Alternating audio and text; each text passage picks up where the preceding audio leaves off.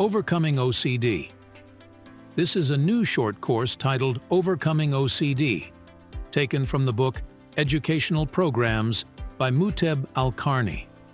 In this course, we will explore the dynamics of obsessive-compulsive disorder, OCD. We will learn about its components, triggers, inhibitors, and ways to solve, treat, alleviate, and contain it. Firstly, it's important to note that there is no cure for obsessive-compulsive disorder. There is no effective treatment to stop the thoughts or actions. The effective treatment is only to stop the fear associated with obsession, namely obsessive thoughts. Therefore, obsession will persist with the affected person as long as the fear remains. Lowering the level of fear reduces the impact of obsession on the quality of life and sometimes eliminates OCD at all. Let's delve into the details.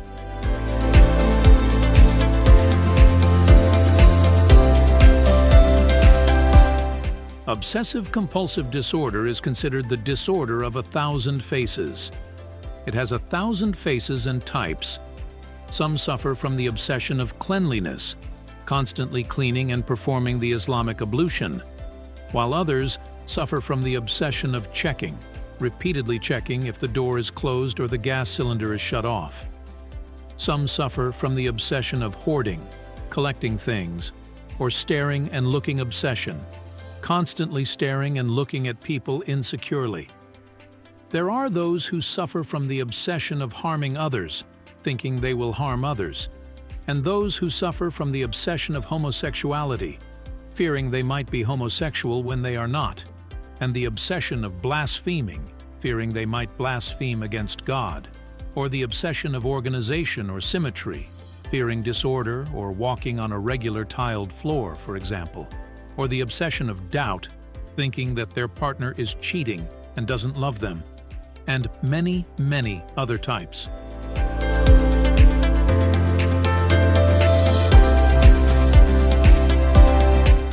In short, take it as a rule. Anything you fear, stress about, and think about extensively and can't control your fear of it, it's an obsession, meaning an OCD. The reason for the inability to control it is that the brain of the OCD patient transmits signals in a wrong way and chemically reacts differently than the neurotransmitters and reactions of a normal human brain. Controlling the obsessive brain is difficult because obsession is somewhat inherited. The brain of the OCD patient is inherited from their parents and ancestors, and the most prominent compounds inherited from parents and ancestors that trigger obsession is the compound fear, so obsession is primarily a fear disease. Treating fear directly treats obsession.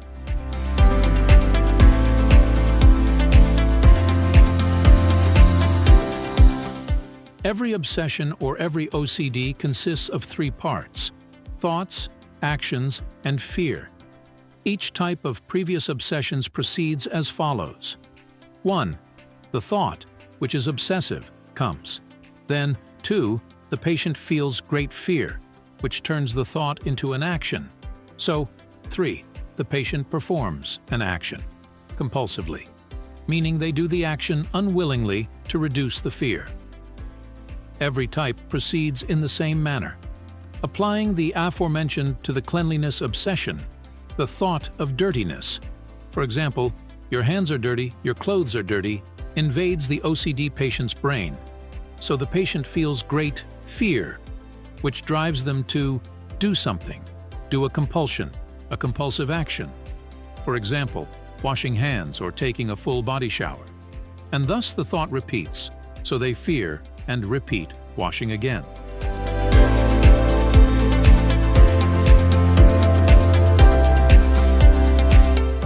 Yes, it's a trilogy that repeats in every type of OCD. In the hoarding obsession, the thought comes saying that this paper is important, so the patient feels great fear for it, which drives them to act compulsively, store the papers. Similarly, in the checking obsession, the thought comes saying that the door is not closed and it's dangerous, so the patient fears it greatly, then acts compulsively, goes to check if the door is closed. Likewise, in the homosexuality OCD, the thought comes to the OCD patient saying, "You seem to be homosexual," so the patient feels great fear, then acts compulsively.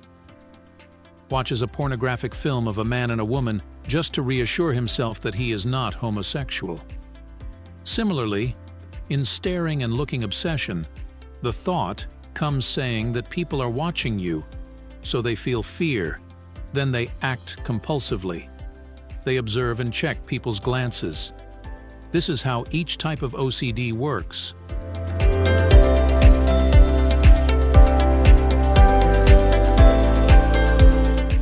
Based on the foregoing, it can be said that the thoughts that invade the brain of the OCD patient are natural thoughts that also invade the mind of a healthy, normal person. When a healthy, normal person finishes eating, for example, the thought of cleanliness comes to them saying, "Your hands are dirty," just as it can be said that the compulsive actions of the OCD patient, like washing hands, etc., are actions that a healthy person also performs, as the healthy person washes their hands too. So, there is no difference between OCD patients and non-OCD people in terms of two components. 1. Thoughts, and 2. Actions. However, the degree of fear differs. When the thought visits the healthy, normal person saying, "Your hands are dirty," they experience a natural fear, so they wash their hands once, eliminating their fear. In contrast, the OCD patient repeats washing multiple times because their fear is at higher levels and requires repeated washing. Therefore, the only difference between the patient and the non-patient is the degree of fear only, not the thoughts or actions.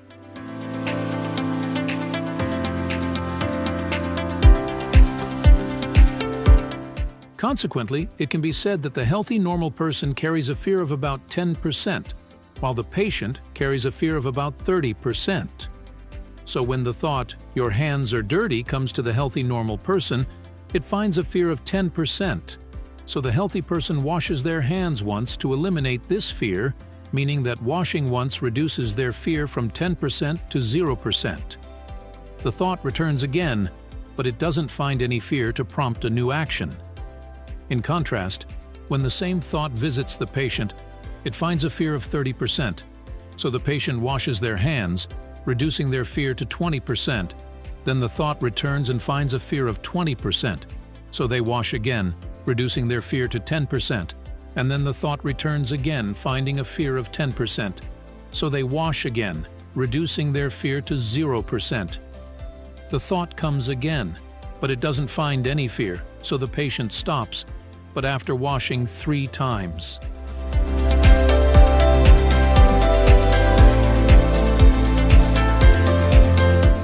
In summary, it can be said that every action, like washing hands for example, performed by the patient only contributes to reducing their fear by 10%.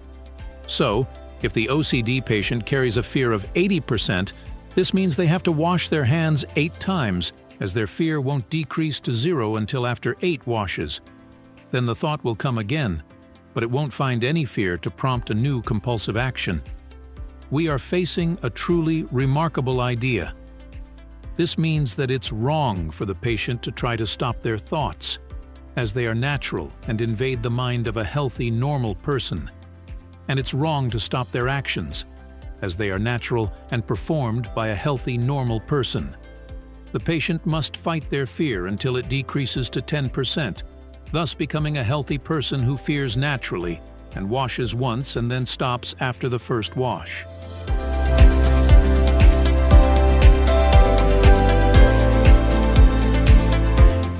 The major question is, why do patients with OCD experience a fear ranging from 30% to 80%, requiring them to perform actions 3 to 8 times to alleviate this fear? And what is the solution to make the fear of the OCD patient a natural fear of 10%, so that they perform one action and the fear disappears, and the next thought doesn't find any fear to prompt repetition of the action? Solving this puzzle will completely rid us of OCD. In fact, maintaining a high level of fear means the patient will be susceptible to several obsessions at once. The patient with cleanliness obsession suddenly gets the checking obsession, then suddenly gets the homosexuality obsession, and all because of the high level of fear. The patient has been preoccupied with stopping their thoughts and actions and forgot the important part: stopping their fear, that link which translates the thought into action and should be the first one to break.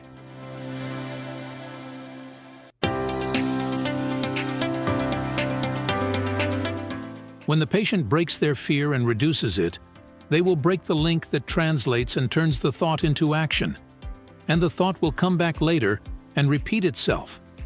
But it won't find a significant fear to translate it again into action.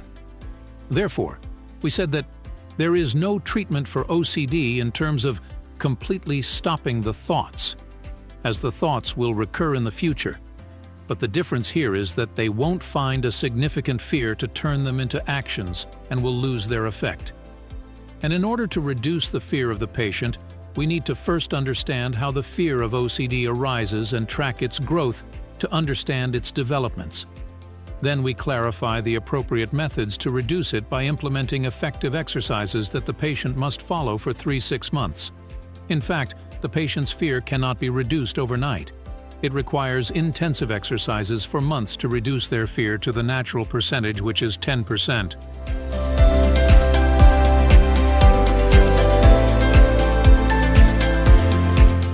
I will consider you here as an OCD patient and say, the first reason for the emergence of your fear is upbringing. If you were raised in an Islamic religious environment that emphasizes the importance of cleanliness for prayer, you will develop cleanliness, obsession, and repeat ablution and prayer, which you won't find in non-Islamic countries, for example. And if you were raised in an environment that praises masculinity and emphasizes its value, you will develop homosexuality obsession. And if you were blamed by your family for looking at others, you will develop staring obsession. OCD affects you in matters you were raised on and warned about intensively. Yes, OCD affects you in your values and in what you were raised on and frightened of strictly. Review your OCD. Were you raised to believe that the thing you're obsessing over deserves real fear and panic?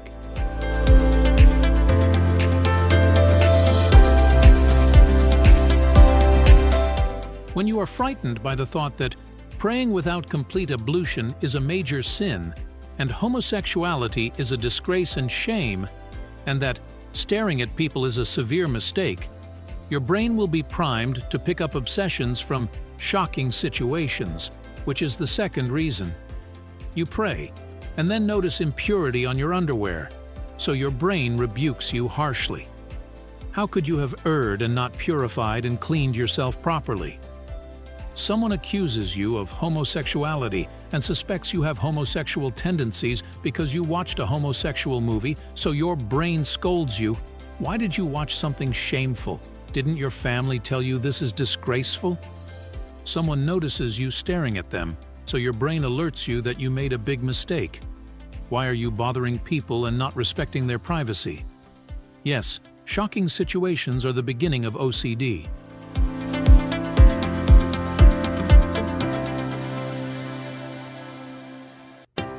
After the shocking situation occurs, your panic increases as a patient, and your fear starts to grow due to ruminative thinking, meaning long-term thinking about the situation. You start to ruminate on the issue, repeating it over and over like sheep chewing cud. Your brain starts to think long and hard about the situation, weaving terrifying scenarios about it and repeating the process. OCD starts precisely here, from repetitive thinking that creates terrifying scenarios. You start to think to yourself, how did I not notice my impurity? My prayer is unacceptable, and I'll be punished for it. Why did I watch a homosexual movie? Homosexuality is shameful, and my family might find out, and people will shun me. Your brain is capable of creating truly terrifying and horrifying scenarios.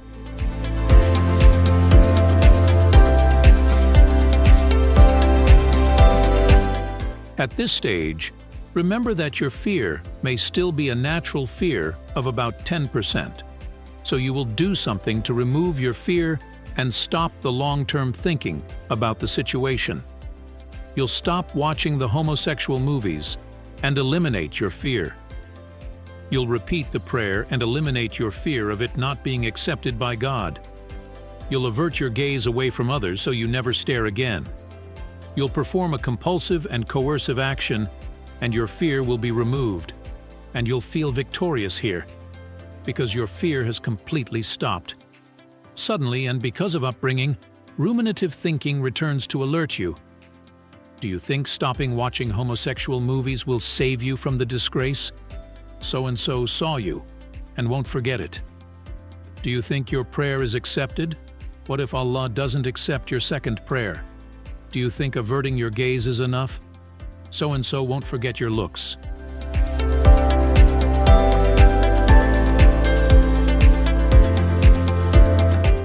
The return of ruminative thinking about the situation means raising your fear percentage to 20%. Days may pass, and more shocking situations will occur. You'll pray, and after finishing, your friend will tell you there's impurity on your clothes that you didn't notice. You'll encounter another homosexual movie and remember a previous embarrassing situation. You'll accidentally stare at someone again, panic, and recall a story. Ruminative thinking will return again. Why didn't you check your clothes before praying? Don't you know prayer is important and missing it will lead you to hell? Whoever abandons prayer is a disbeliever. Why are you staring at people, man? Leave them alone. Why are these homosexual movies haunting you? What about so-and-so who saw you watching them again and might suspect you? Here, you start ruminating and repeating the thinking process, raising your fear to 30%.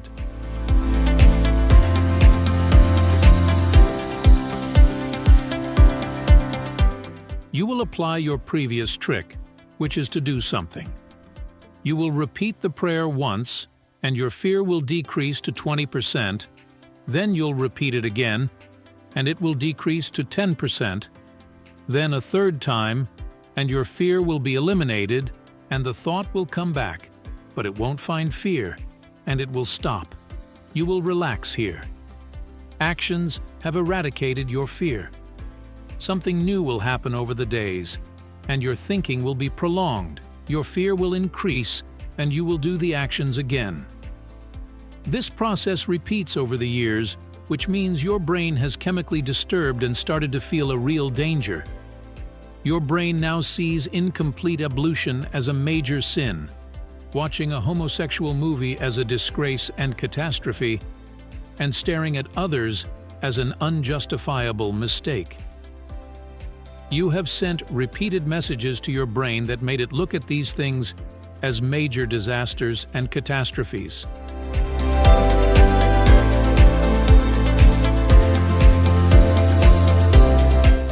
This is catastrophic thinking, which turns a molehill into a mountain and a problem into a huge catastrophe.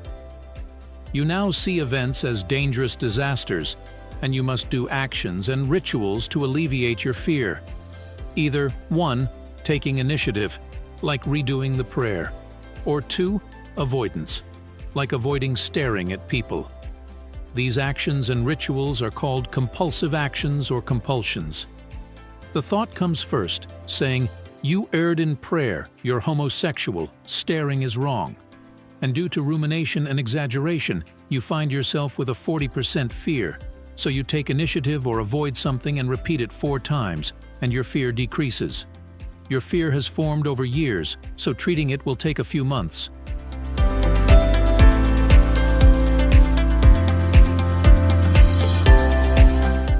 The treatment, as we said, is breaking the fear, that loop that translates the thought into action. And to accomplish that, remember that overcoming fear is getting used to fear. Fear habituation. Fear isn't completely eliminated, you just get used to it, and you'll discover after 6 months of getting used to fear that your fear automatically drops from 40% to 10%, which is the required natural level. The first step to reduce your fear is to first know what exactly are you afraid of.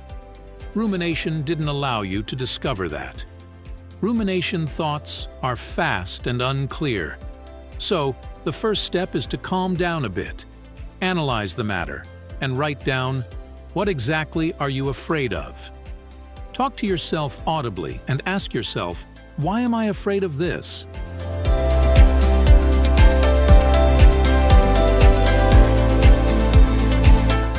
Ask yourself, for example, why do I repeat ablution? Try writing down the reasons on paper or talking to yourself out loud. Maybe you'll say, I repeat ablution because I'm afraid Allah won't accept my prayer, and I'm afraid of Allah because He's severe in punishment, and I'm afraid of being a disbeliever, and I'm afraid of death and the torment of the grave, and I'm afraid of being thrown into hellfire. And for me, this is a disaster.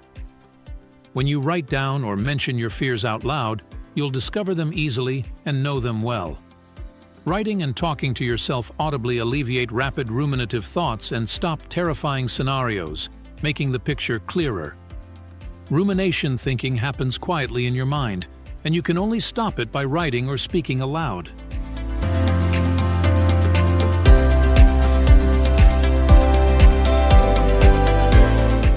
Remember that the previous fears you mentioned as answers to the question, why do I repeat ablution, are exactly what your brain tells you and scares you with on a daily basis. These are the obsessive thoughts that haunt you, and you find great fear in them, so fear translates them into compulsive actions. Now try the following trick.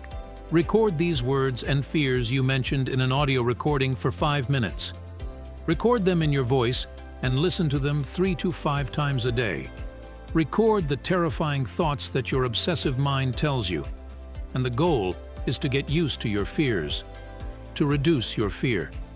Listen to your terrifying thoughts that you recorded and interact with them audibly. If your recordings frighten you and say, God will throw you in the hell, your prayers is not accepted, you gotta fear this and repeat your prayer. Respond to these terrifying warnings and say, that's fine, simple, no problem, normal. Allah is merciful and nothing big will happen. Listen to something unsettling that aligns with your OCD and reply in an unexpected way.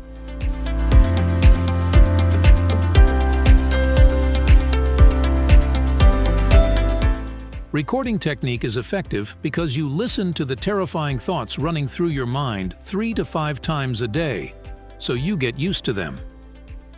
Remember, fear requires habituation, not eradication.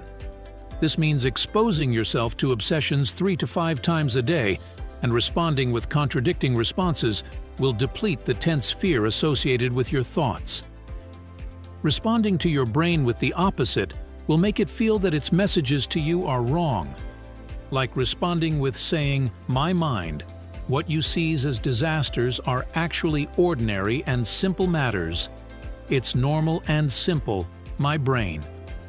When you listen to these recordings 3 to 5 times a day, you'll panic at first, then gradually get used to it until you feel your fear decreasing by 10%, from 40% to 30%, meaning you won't stop your compulsive actions. With repetition over a month, you'll notice that your brain has adapted and memorized your automatic message. It's normal, nothing big will happen, and it won't scare you as it used to. Remember, being bored with warnings make them not scaring anymore. So listen more and respond with something that makes your brain feel no danger or threat associated with your thoughts.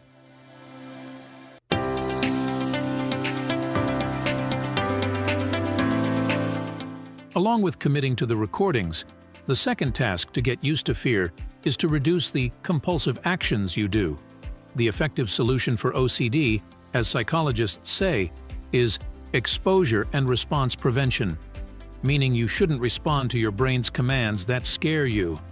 In other words, don't take initiative to do what your brain asks you to do, and don't avoid what your brain tells you to avoid. If your brain says, repeat the prayer, don't repeat it.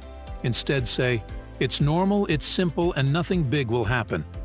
And if your brain says, don't stare at people and avoid them, don't respond to it.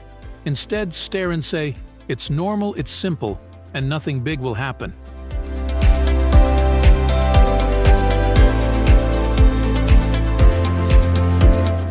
Intensive exposure to what scares you and not responding to your brain's commands is the first and effective solution for OCD, according to all psychologists unanimously, and no one disagrees on that.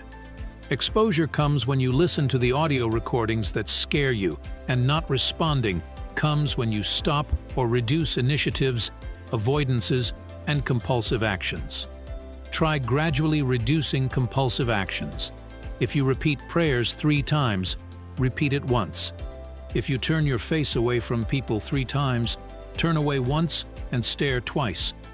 Gradually scale down and identify 10 fears you can't do because of your OCD, starting from the least frightening to the least, and thus overcome compulsive actions.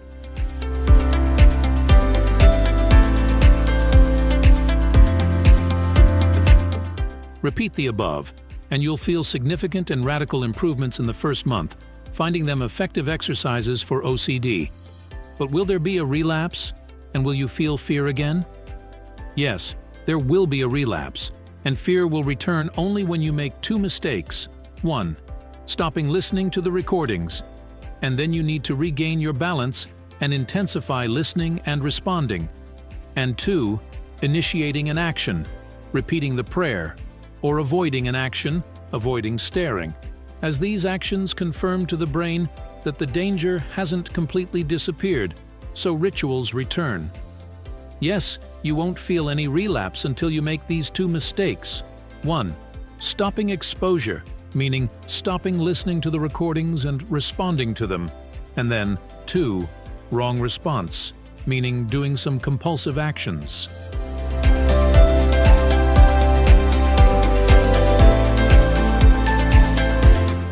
Nevertheless, remember that it's important to be balanced while practicing the exercises without exaggeration. Don't stare at people excessively, as they'll ask you why you're staring, and this may become a shocking situation to you, and you'll return to your fear. But stare a little in a way that your brain doesn't feel. There's a mistake in staring. Also, don't completely redo the prayer if you find a reasonable justification for redoing it, but redo it only when you find a rational reason.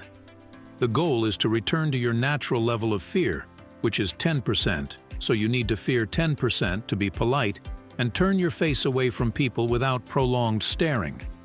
And you need to fear 10% to redo your prayer if you realize you didn't actually perform ablution, and this is what rational people do. So why deviate from what rational people do? Do what people do naturally, but without exaggeration.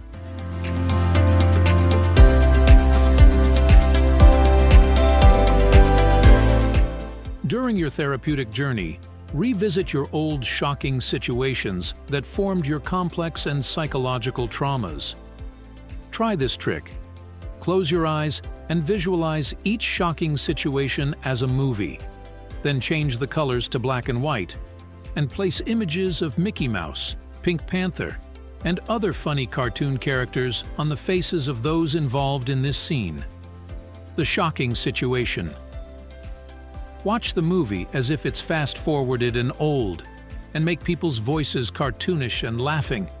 Then exaggerate some parts of their bodies to make them look funny, thus reducing the impact of the shocks. Repeat the process 3 times a day. You can also apply this to the compulsion of staring by imagining Mickey Mouse drawn on people's foreheads to ridicule the matter, and you can imagine Mickey Mouse advising you to repeat the prayer. One small trick when you remember these events is to reprimand yourself harshly and say to yourself assertively, "Come on, what a sensitive man. You are always remembering this. It was just for fun. People were joking with you. Get lost, Mr. Sensitive." Reprimand yourself to adopt a more relaxed approach, allowing no room for sensitivity on your part.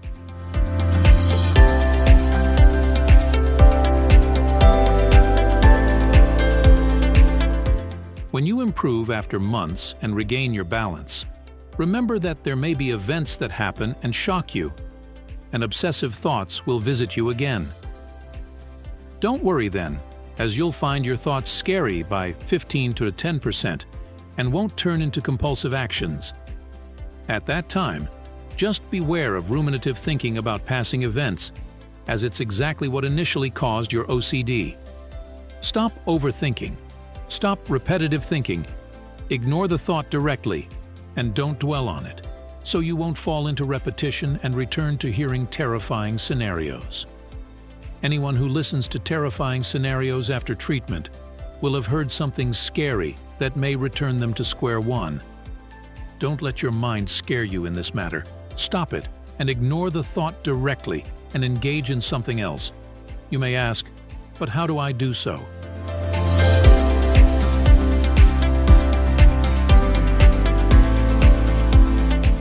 For example, you can ignore the thought and immediately engage in thinking about your studies or your broken car or your family's needs for longer. Persisting with repetitive thinking means that repetition will bring you back to the same whirlpool. One effective trick here is to respond to your obsessive thought when it visits you with a neutral, positive phrase, then get busy with other things.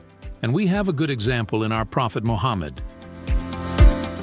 When the companions complained to him about obsessively cursing Allah and said, "We encounter inner thoughts that we struggle to express, fearing they might render us unfaithful," the Prophet said to them, "That is a clear sign of faith," meaning, he said, "These are thoughts that confirm your belief, so this is explicit and the sweetness of faith." He turned their thoughts into a positive, supportive ones that affirm their faith, thus eliminating them before they dwelled on them.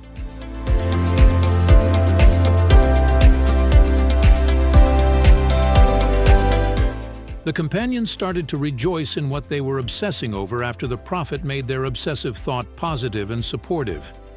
Try it. When you think about repeating the prayer, say, "This confirms my faith and acceptance of my prayer, so I'll never repeat it." And when you stare and feel afraid, say, "This is just curiosity on my part, not intentional staring." And when you fear homosexuality, say, "My fear of homosexuality confirms my full masculinity." It's a short, positive, neutral phrase to respond to the scary obsessive thought when it appears, so don't let it pull you into long, repetitive thinking. After responding with this phrase, get busy immediately and think long about projects that concern you personally, like building a house or exercising to lose weight. When ruminative thinking stops completely, you'll never return to OCD again.